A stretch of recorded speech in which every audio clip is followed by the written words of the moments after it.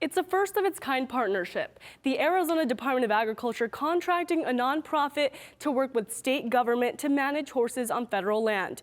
Now, tensions live between the groups over what the best way to manage the horses actually is. Hi. Hi, Peanut. Hi, Peanut. This is Peanut. And this is Peanut's forever home. They're going to live happily ever after here at our sanctuary. A sanctuary run by the Salt River Wild Horse Management Group, a volunteer-run organization charged with caring for the hundreds of horses that roam the 26,000 acres around the Salt River. So all of these horses would have actually died had we left them out in the wild. So the only time we rescue them is if they're so injured that they cannot survive.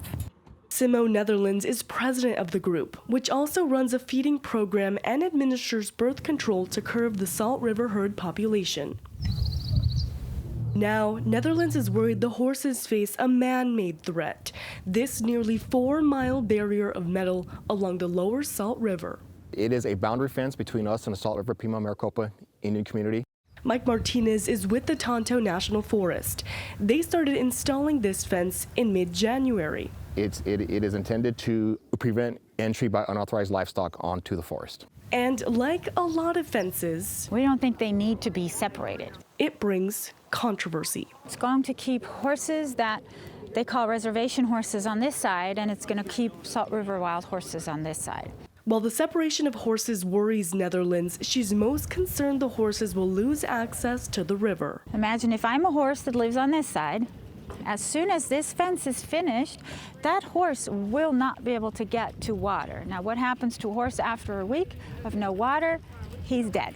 But the Forest Service maintains those horses will still be able to reach over 8 miles of the river. We anticipate that all the horses will be located on the side of the fence where they have access to water.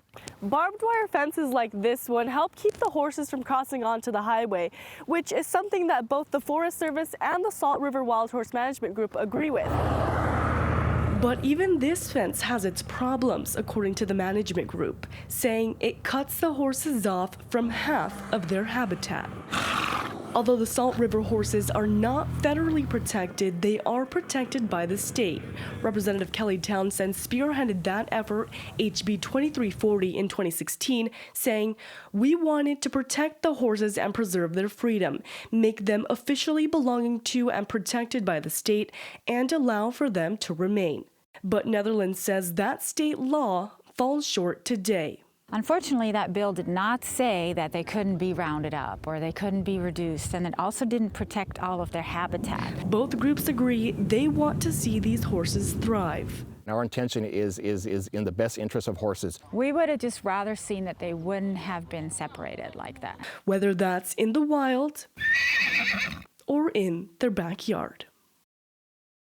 A barrier will also be built across the river, something Netherlands says would be a public safety concern, but the Forest Service maintains they're planning to make sure the structure won't be a hazard for the community and would be something kayakers or tubers would be easily able to get through. In the studio, Jennifer Alveraz, Cronkite News.